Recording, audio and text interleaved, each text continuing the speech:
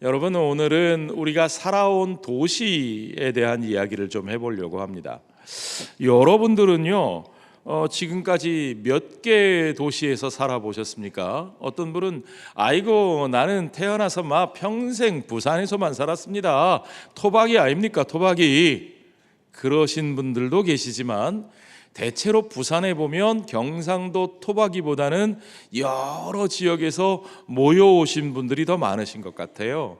뭐 어떤 분은 서울, 부산, 대구, 대전이 먼저죠. 서울, 대전, 대구, 부산 찍고 뭐 이렇게 살아오신 분도 계시고, 그렇죠? 여러분 살아오신 도시들을 한번 떠올려 보십시오. 그 중에 여러분 제일 좋았던 곳은 어디셨습니까? 한 분 한 분 붙잡고 좀 들어보고 싶지만 그런 얘기는 목장 가서 나누시면 됩니다. 또 그 중에서는 정말 다시 거기서 살라 그러면 아우 너무 힘들 것 같아요, 다시는 살고 싶지 않은 곳이에요 하는 힘들었던 기억이 있는 곳도 있으셨을 겁니다. 자, 제 얘기를 좀 드릴까요?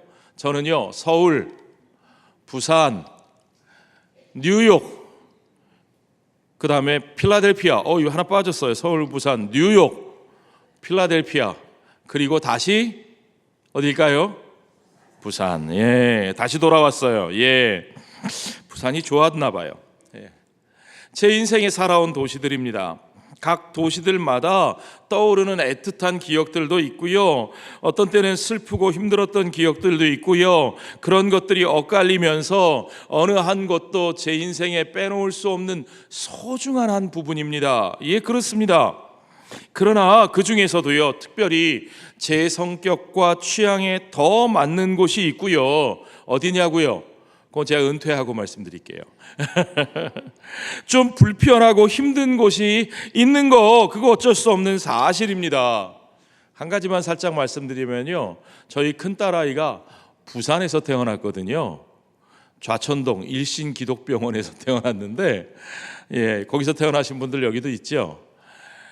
한 살 때 미국에 갔어요. 한 살 때 미국에 가서 20몇 년을 미국 사람으로 살았는데도 이 아이가 맨날 뭐라 그러냐면 나는 부산에서 태어났어요, 나는 부산 사람이에요 그럽니다. 근데 부산 사람 아닙니까? 저를 놀려요. 지 엄마랑 자기들은 부산 사람이고 저만 서울 사람이라고 자기들이 놀려요. 그러면서도 하는 말이 뭐냐면, 그럼 너 졸업하고 저 부산에서 살래? 그러면 아니, 나는 졸업하고 취직해서 뉴욕 맨하탄에서 살고 싶어 그럽니다. 자기가 어릴 때 살던 곳인데요, 뉴욕에서 취직해서 일하면서 맨하탄 한복판에서 살아보고 싶다는 거예요. 솔직히 말씀드리면요, 저는 제가 이제까지 살았던 곳에서 딱 한 군데 살고 싶지 않은 곳을 꼽아라 그러면 뉴욕입니다. 저는 뉴욕 그러면요, 힘들었던 기억, 늘 긴장되고 스트레스 많았던 기억 때문에 뉴욕은 안 살고 싶어요. 물론 안 사는 건지 못 사는 건지 모르겠어요. 뉴욕이 워낙 비싸요. 그렇지만 뭐 못 사는 건 둘째치고 저는 안 살고 싶어요. 그래서 아마도 저희 딸하고 저하고는 지금도 떨어져 살고 있지만 나중에도 같이 살기가 쉽지 않을 것 같은 그런 예감이 듭니다. 자, 여러분, 사람들마다 각자 자기에게 맞는 도시가 있습니다. 우리가 지금 바울의 여정을 따라가고 있는데요, 서구 문명의 발상지인 아덴을 지나서 고린도로 이어집니다. 오늘 본문은 바울이 고린도에 간 이야기를 우리에게 보여줍니다. 바울에게 고린도는 어떤 도시였을까요? 학문과 문화의 중심지였던 아덴과 완전히 다르게 무역의 중심지, 고린도는 장사하는 도시였어요. 장사꾼들의 도시입니다. 그러니까 고린도는 전혀 다른 분위기의 도시였을 겁니다. 우리에게는 아테네가 유명하지만 이미 1세기 당시에는 아테네는 기울었어요. 그리스의 도시 문명들이 쇠퇴하고 이미 로마 제국의 지배하에 들어가서 아테네의 전성기가 지났고, 이 당시에는 아드리아해로 연결된 항구 무역 도시 고린도가 훨씬 더 크고 부유하고 번성한 도시였습니다. 그런데요, 이 고린도가 어떤 곳이었느냐? 여러분, 그리스 말에 코린티아조마이라는 단어를 표현하면 이 그리스 말은 끝에 어미가 바뀌면서 문장의 의미를 구성하거든요. 이 코린티아조마이, 고린도, 코린티아에다가 코린티아조마이 하면 나는 고린도 사람이다, 그런 뜻입니다. 나는 고린도 남자다, 이 성숙격이 결정되니까요. 나는 고린도 사람이다, 그런 뜻인데, 문자적으로 직역하면 그런 뜻인데, 사실은 이것이 의미하는, 내포하는 의미는 나는 남봉꾼이다, 나는 음란 행위하는 자다 라는 뜻으로 통용됐다는 겁니다. 그뿐이 아닙니다. 여성 명사 코린티아스테스, 고린도 여자라는 이 여성 명사거든요. 헬란 말은 성숙격이 어미로 결정된다니까요. 코린티아스테스 하면 여성 명사인데, 이게 고린도 사람이란 뜻이고 여성 명사니까 고린도 여자라는 뜻인데, 이 단어가 실제로는 어떻게 통용됐느냐? 몸 파는 여자, 매춘부라는 의미로 통용될 정도로, 그 정도의 도시였다는 겁니다. 고린도는 부유하고 화려하고 역동적인 도시였지만 도덕적으로 타락하고 성적으로 문란한 도시였습니다. 아주 어두운 도시였습니다. 생각해 보십시오. 어느 도시가 바울에게 어울렸을까요? 바울은요, 제가 이민자로 살았던 것처럼 디아스포라로, 이민자로 살았던 사람입니다. 그런 이민자의 입장에서 어느 도시가 바울에게는 더 호감이 가고 살고 싶었을까요? 자, 여러분, 고린도라는 이 도시에 대해서 바울이 어떻게 고백하는지 한번 들어보시죠. 고린도 사람들에게 바울이 나중에 쓴 편지가 고린도전서, 고린도후서입니다. 그 고린도전서 2장에 보면요, 바울이 이렇게 고백합니다. 내가 너희 가운데 거할 때에, 바로 지금 사도행전에 나오는 이 장면을 얘기하는 거죠. 내가 너희 가운데 거할 때에 약하고 두려워하고 심히 떨었노라. 바울이 고린도에 처음 갈 때부터 자신이 너무 약한 사람으로 느껴지고 너무너무 두렵고 그래서 긴장하고 벌벌벌벌 떨었다는 겁니다. 천하의 바울이요. 자, 그런데 바울이 왜 그럼에도 불구하고 고린도에 갔을까요? 여러분, 아테네는 그래도 바울에게 어울리는 곳이었어요. 거기서도 격분하기도 하고 고소를 당해서 법정에 서기도 했지만, 거기서는 논쟁할 만한 철학자들도 있었고 법정에서도 사람들이 묻고 귀를 기울였기 때문에 거기서 자기의 주장을 차근차근 논증하고 변증할 수 있었어요. 여러분, 변증은 아무 데서나 하는 게 아니에요. 들어줄 사람이 있을 때 변증이 되죠. 아테네는 들어줄 만한 사람들이 있는 곳이었다는 거예요. 그러니까 바울에게 어쩌면 아테네는 참 어울리는 곳이었을지도 모릅니다. 그런데 그 아테네에 바울이 오래 머무르지 못했어요. 바울은 자기가 가고 싶은 곳이 아니라 철저하게 성령께서 이끄시는 방향으로 나아갑니다. 그런데 그럴 때마다 하나님은 사람들을 통해서 그를 적절하게 인도하시는 것을 우리가 보아왔습니다. 여러분, 드로아에서 바울에게 마게도냐 사람의 환상을 보여주셔서 와서 우리를 도우라 하는 그 환상을 보고 바울이 바다를 건너 마게도냐로, 유럽으로 인도하셨던 거죠. 누가요? 하나님께서요. 그 하나님께서 이제는 고린도에서 만난 아굴라와 브리스길라 부부를 통해서 로마로 가는 길을 잠시 막으시는 겁니다. 왜요? 아굴라와 브리스길라 부부가 로마에서 추방당했거든요. 바울이 원래 가려고 했던 곳은 로마입니다. 그런데 로마로 가는 길을 막으시고 뜻하지 않게 고린도에 머물게 하시는 거예요. 고린도에 좋아서 머물렀던 게 아니라니까요. 보십시오. 2절, 3절 보시면 아굴라라 하는 본도에서 난 유대인 한 사람을 만나니 클라우디오가 모든 유대인을 명하여 로마에서 떠나라. 클라우디우스 황제가 AD 49년에 유대인 추방의 칙령을 내렸어요. 떠나라 한 고로 그가 아내 브리스길라와 함께 이달리아로부터 새로 온지라. 바울이 그에게 감해 생업이 같음으로 함께 살며 일을 하니 그 생업은 천막을 만드는 것이었더라. 하나님께서 길을 막으시고 기다리게 하실 때가 있습니다. 하나님이 항상 지름길로만 인도하시면 좋은데 그렇지 않으실 때가 있다고 말씀드렸죠.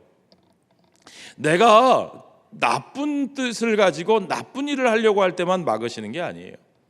내가 선한 뜻을 가지고 선한 목적을 향해서 걸어갈 때도 하나님이 스탑하실 때가 있고 하나님이 웨이팅 사인을 내실 때가 있다는 겁니다.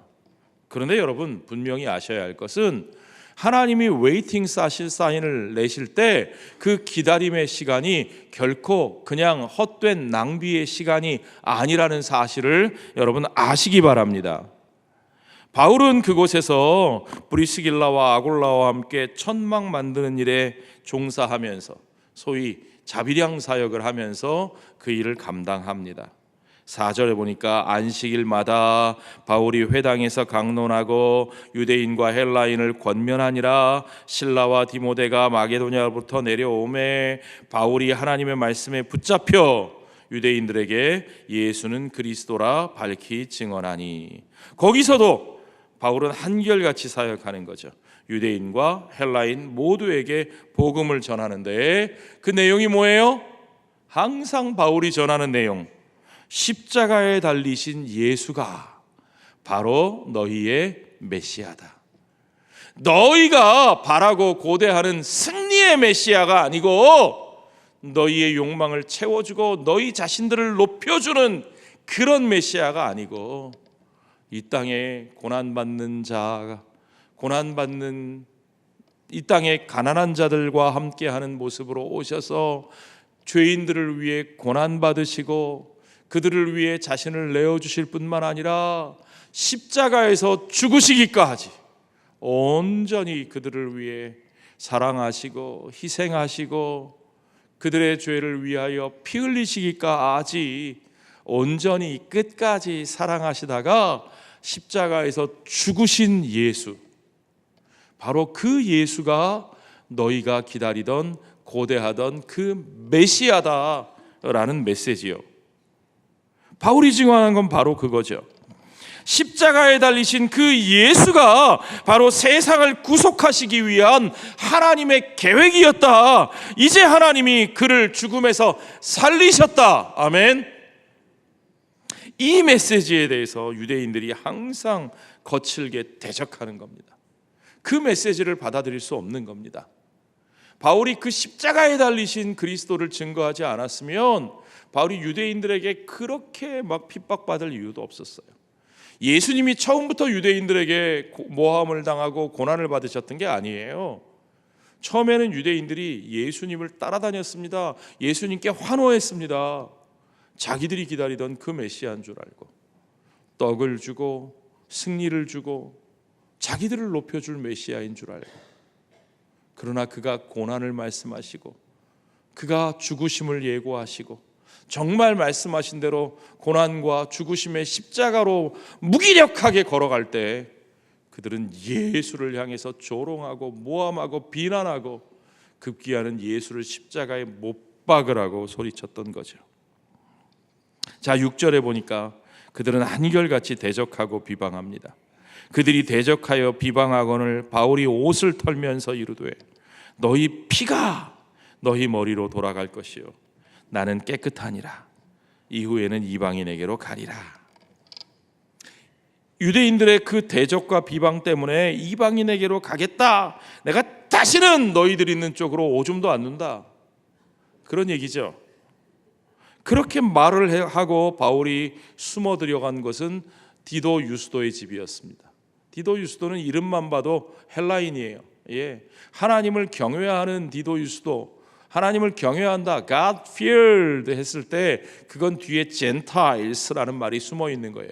하나님을 경외하는 이방인 디도 유스도의 집에 숨었어요. 그런데요, 그 집이 어디에 있는지가 참 재미있습니다.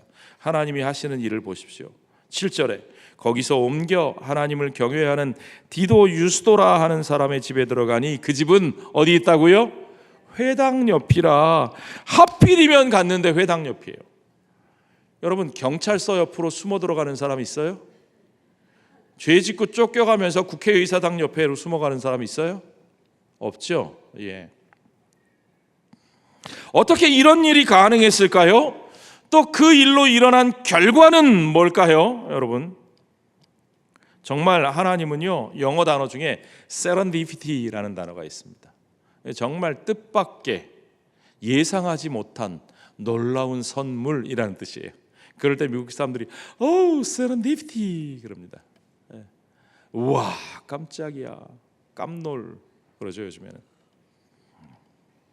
어떤 일이 벌어졌는지 보십시오. 하나님은 항상 우리가 예상하지 못한 축복을 가장 밑바닥에 있을 때 우리에게 부어주시는 분이십니다.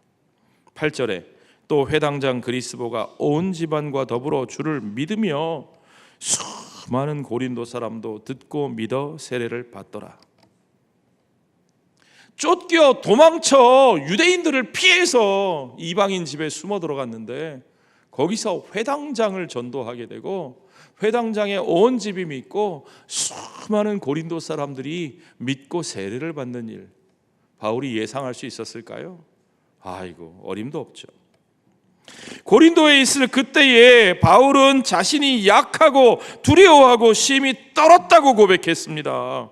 그런데 어떻게 이런 놀라운 사역을 감당하고 이런 엄청난 결과가 열매 맺을 수 있었을까요?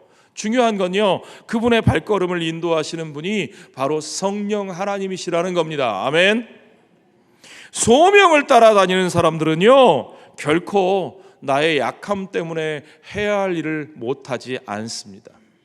그 내 약함에 끌려다니거나 그 일에 대적하는 누군가에게 지배당하지 않습니다. 누구 때문에 안 돼. 아니, 내가 하려고 그랬는데 누구 때문에, 무엇 때문에, 어떤 상황 때문에 안 돼. 여러분, 사명을 따르는 사람들은요, 무엇 때문에 못하지 않습니다. 아멘. 잘 기억하십시오. 여러분, 중요한 건 누구 때문에가 아닙니다. 중요한 건 딱 한 가지입니다. 따라합시다. 하나님이 우리와 함께 하신다. 그렇습니다.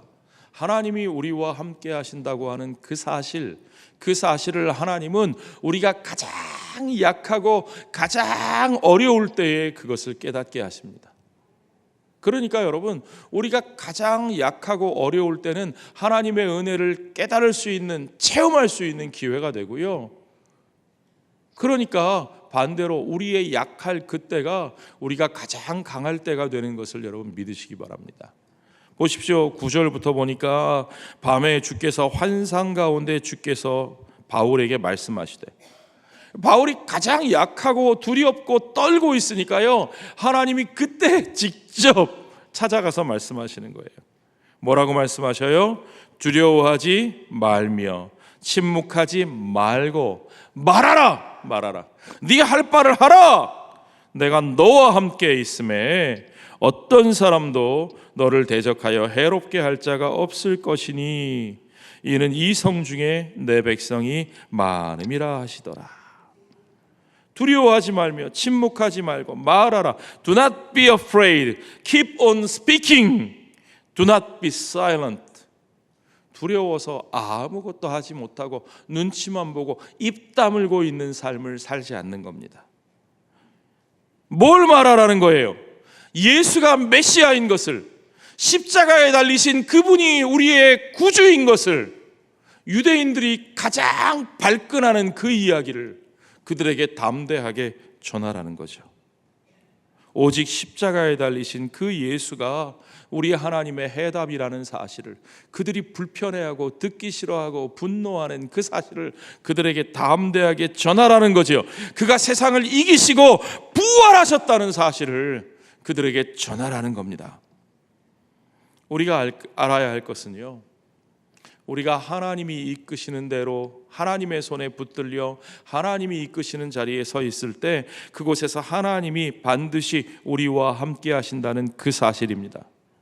물론 그건요, 우리가 하나님의 인도하심에 붙들리고 순종하는 것이 전제돼야 돼요.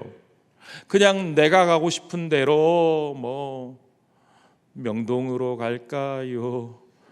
뭐 청량리로 갈까요? 뭐 차라리 뭐 어디로 갈까요?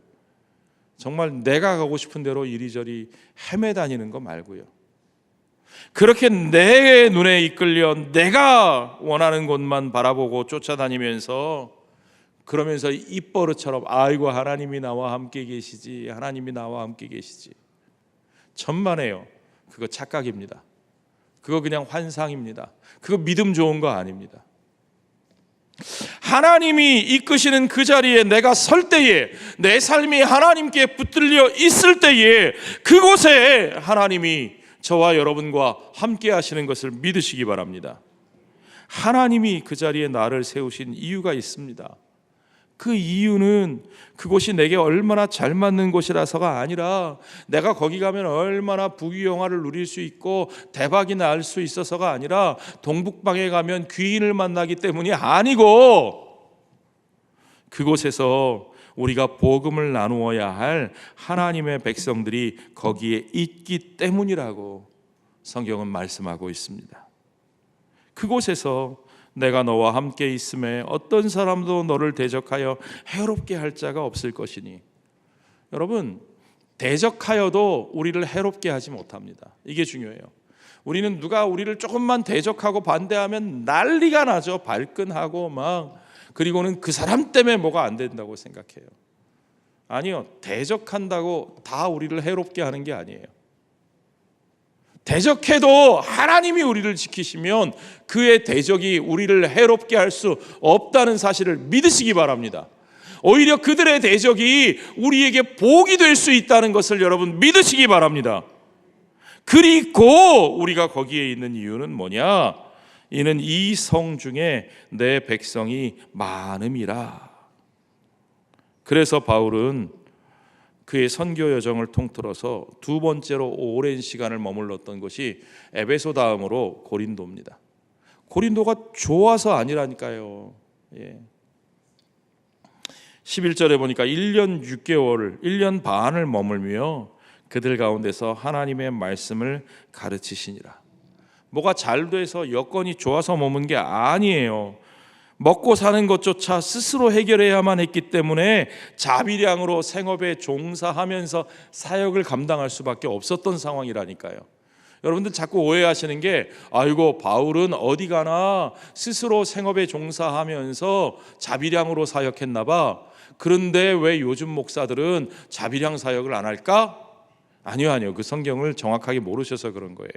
바울과 바나바는 원래 안디옥 교회의 파송을 받아서 그 지원을 통해서 선교 여행을 했어요. 다른 데 보면 바울이 생업에 종사했다는 얘기가 안 나오잖아요. 그런데 이 고린도에서 이게 계획대로 안 되면서 뭐가 여건이 안 좋아졌는지 거기서 생업에 종사했다는 거예요. 이 1년 6개월. 그러니까 이 시간이 얼마나 어려운 시간이었겠어요. 사람들이 잘 받아들여서 거기에 머물렀던 것도 아닙니다. 결국에 바울은요, 유대인들의 고소로 아가야 지방에서만 벌써 두 번째로 법정에 서게 됩니다. 결국은요, 유대인들의 폭력과 이 총독 이 갈리오가 그냥 묵인해서 불의하게 묵인함으로 폭력을 묵인했기 때문에 거기 있지 못하고 결국은 떠나게 되죠. 그렇게 에게해 바다를 다시 건너서 에베소에 잠시 머물다가 안디옥으로 돌아가면서 바울의 두 번째 선교 여행이 마무리가 되는 겁니다. 그렇지만 이 선교 여행이 그렇게 힘들게 마무리가 되지만 이게 아무 소득이 없느냐? 아니라니까요. 그는 혼자 그냥 돌아가지 않습니다. 18장 오늘 우리가 읽진 않았지만 18절에 보면 바울은 더 여러 날 머물다가 형제들과 작별하고 배 타고 수리아로 떠나갈새 브리스길라와 아굴라도 함께 하더라. 바울이 일찍이 서원이 있었으므로 겐그리아에서 머리를 깎았더라. 바울이 돌아가는 그 배 안에는 아굴라와 브리스길라 정말 평생에 함께할 귀한 동역자를 얻고 그들과 함께하게 하시는 겁니다. 그뿐만이 아닙니다. 우리가 고린도전서와 고린도후서를 보아 아는 것처럼 그렇게 어렵게 약하고 두려워하며 떨면서 복음 전했던 그 고린도, 그 말도 많고 탈도 많고 시끄러웠던 그 고린도, 그 사람들이 하나님의 교회로 든든히 세워져서 나중에는 아가야 지방에서 가장 중요한 교회로 선교적인 역할을 감당하는 것을 우리가 알 수 있죠. 바울이 그렇게 마게도냐와 아가야의 정말 타문화권 사역의 첫 장을 마무리합니다. 이 사역의 시간들이 얼마나 힘들었고 바울이 비장한 각오로 임했으면 겐그레아에 와서 머리를 깎았대요. 그 말은 그동안은 머리를 안 깎았다는 얘기예요. 머리를 왜 안 깎았어요? 바울이 서원하며 기도하면서 사역했기 때문에 머리도 안 자르고 아마 쭉 길게 수염도 길게 늘어뜨리고 그렇게 사역을 했을 거예요. 제가 혹시 여러분 머리를 안 깎고 이렇게 쫙 늘어뜨리고 있으면 야, 장 목사가 뭔가 작정하고 기도하나 보다, 혹시 그렇게 생각하시면 안 길를게요. 예. 그런 뜻입니다. 바울이 그렇게 비장하게 사역했습니다. 그리고 그 비장한 사역을 마무리하면서 서원 기도를 마무리하면서 머리를 깎았다는 거죠. 하나님은 약하고 두렵고 떨었던 그 고린도에서 바울과 함께할 평생의 도역장을 허락하시고 이제 그 마게도냐와 아가야의 사역을 마치고 그리고 다시 그를 파송했던 곳으로 돌아갑니다. 자, 그의 발걸음을 보면서 우리가 가져야 될 질문은 이겁니다.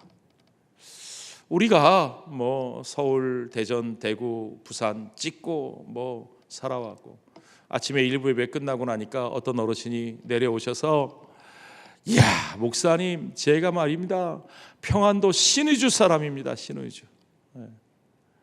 신의주에서 왔습니다. 그러시더라고요. 그 삶의 발걸음이 얼마나 참 파란만장하셨겠습니까? 그러나 여러분, 우리가 한번 물어봐야 됩니다. 내가 얼마나 많은 곳을, 얼마나 먼 곳을 돌아다녔든, 내가 가까운 데서 편안하게 안정되게 살았든, 우리가 물어야 할 것은 나를 움직이고 있는 것은 무엇인가? 나는 무엇을 따라 살아가고 있는가 하는 게 중요한 거죠. 여러분, 뭘 따라 움직이십니까? 여러분의 자녀들에게는 어떻게 가르치십니까? 야, 사람은 남은 서울로 가랬어. 서울로. 무조건 서울로 가야 돼. 서울로 가야 성공하고, 서울로 가야 돈도 벌고, 서울로 가야 기회가 있어. 그렇게 생각하십니까? 아니면 여러분, 어떻게든 요즘 추세는 똘똘한 한 채니까 요새는 이것저것 많이 사도 안 된대. 똘똘한 한 채 사가지고 앞으로 오를 만한 곳에 똘똘한 한 채 사서 지키고 있는 게 중요하니까 어디가 오르나 날마다 그냥 인터넷에서, 유튜브에서 어디가 오른대, 어디가 괜찮대, 그것만 찾아서 헤매고 계십니까? 자, 여러분, 우리들의 삶은 무엇을 따라서 어디로 움직이고 있습니까? 많은 사람들의 발걸음이 사람들의 반응에 따라 결정되기 마련입니다. 이렇대 저렇대. 제가 목회자로 살아보니까 목회자들도 그런 경우가 많습니다. 사람들이 환영해주고 좋아하면 거기서 오랫동안 편안하게 눌러있고 싶고, 사람들하고 잘 안 맞고 부딪히고 힘들면 얼른 빨리 떠나고 싶고. 그러나 바울은 자기의 마음대로 움직이지 않을 뿐만 아니라 사람들의 반응에 따라서 움직여지지도 않았습니다.